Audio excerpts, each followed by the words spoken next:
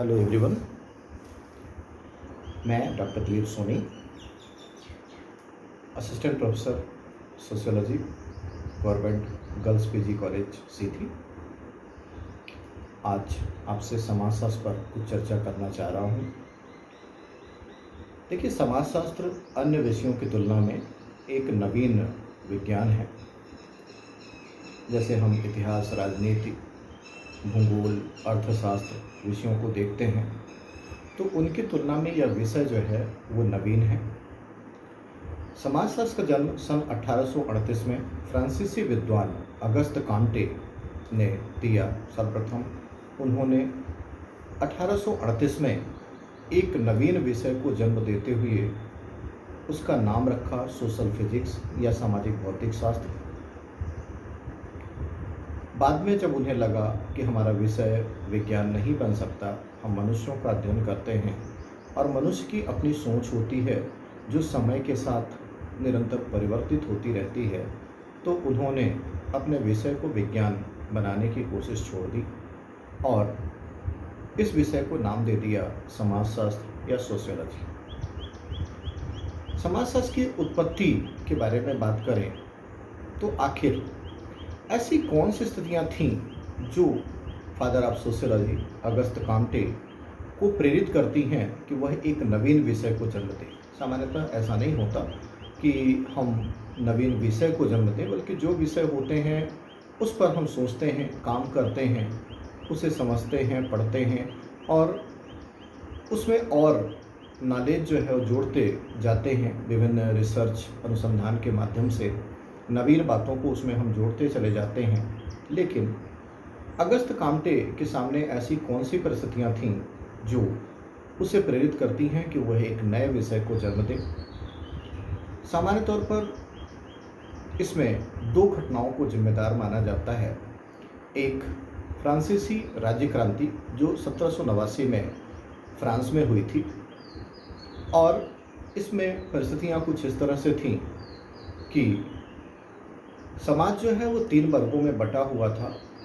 एक पादरी, धर्मगुरु, दूसरा शासक, राजा, जमींदार और तीसरा मजदूर या सामान्य जनता। राजा जो था वो ऐशो आराम का प्रेमी था, सुराज सुंदरी में व्यस्त रहता था, उससे प्रजा के हितों से कोई मतलब नहीं था। और समाज को बांटा तो 3 भागों में गया था, लेकिन सामान्य तौर पर यदि आप कर प्रणाली को देखें, यदि आप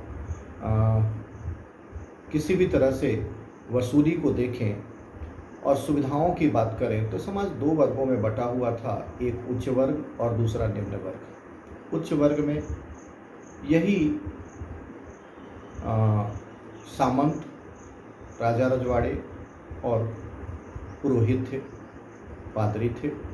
और दूसरा वर्ग निम्न वर्ग का था जिसे हम मजदूर, श्रमिक, किसान, सामान्य जनता। तो पूरी तरह से टैक्स जो है वो निम्न वर्ग के ऊपर लगा दिया गया था और उच्च वर्ग उस टैक्स का उपयोग जो है वो अपने ऐशो आराम में खर्च किया करता था। और किसी भी तरह से जब उसे और आगे की सोच होती थी कि मुझे सुविधाएं कैसे मिले, तो और टैक्स जो है वो सामान्य जनता के ऊपर लाद दिया जाता था। इस तरह से करों का बोझ बढ़ता चला गया, शोषण की प्रवृत्ति बढ़ती चली गई और सामान्य जनता जो है वो लगभग त्रस्त हो चुकी थी, त्राहि त्राहि करने लगी। और जब उसे ऐसा लगने लगा कि यदि यह सिस्टम बंद नहीं हुआ तो हमारा वजूद ही नष्ट हो जाएगा, तब निम्न वर्ग ने क्रांति कर दी और उच्च वर्ग को जो है वो तहस नहस कर दिया। अब यहाँ पर यदि हम सीधा सा अर्थ निकालें तो निम्न वर्ग को शोषण से मुक्ति मिल गई, लेकिन यह तो सीधा फायदा हुआ। कोई भी समझ सकता है कि जो उच्च वर्ग शोषण करता था उसका जब अंत हो गया तो निम्न वर्ग को शोषण से मुक्ति मिल गई। लेकिन एक नवीन समस्या यहाँ पर हमें देखने को मिलती है या पैदा हो जाती है कि हम देखते हैं कि निम्न वर्ग जो है वो स्वयं अपने से निर्णय नहीं लिया करता कि उसे कब, क्या, कैसे करना है।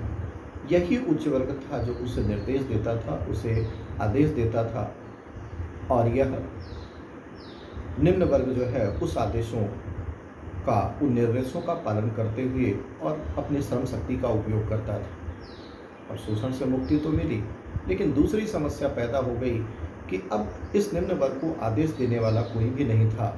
उसे यह समझ में ही नहीं आता था कि अब उसे क्या काम करना चाहिए, किस तरह से जीवन यापन करना चाहिए, और पूरी तरह से श्रम शक्ति का दुरुपयोग होने लगा।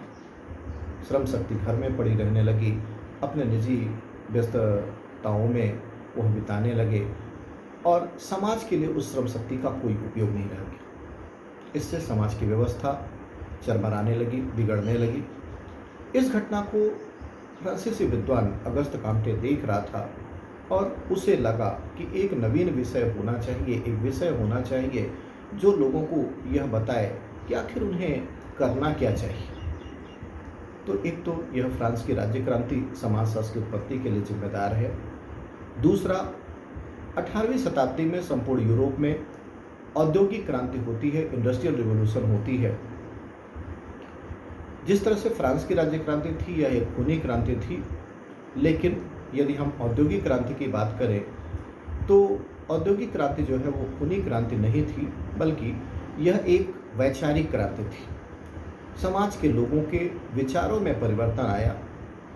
पहले औद्योगिक क्रांति के पहले यदि हम देखें तो सामान्य तौर पर हम सामाजिक जीवन बिताया करते थे, और छोटी मोटी आर्थिक क्रियाएं करके, छोटे मोटे व्यवसाय करके, छोटे मोटे काम करके, और एक सामान्य आमदनी प्राप्त करते थे, और उससे अपना जीवन यापन चलाते थे।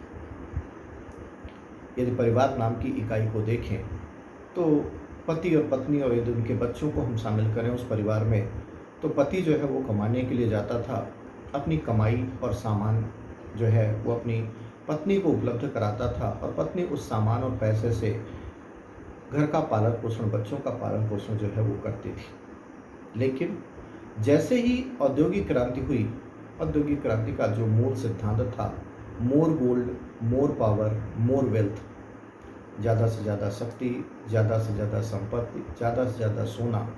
सीधा सा एक लाइन में हम कहें कि हमारे जीवन का एकमात्र उद्देश्य केवल पैसा रह गया था। पैसे के अलावा हमारे जीवन में और कुछ महत्वपूर्ण नहीं रह गया था, और उसका सीधा जो हमारे दिलो दिमाग पर पैसा हावी हुआ, उसका सीधा असर सामाजिक संस्थाओं पर दिखने लगा, और परिवार, समाज, यह भी यह भी पैसे के पीछे भागने लगे। रिश्ते नातों की कोई कदर नहीं रह गई।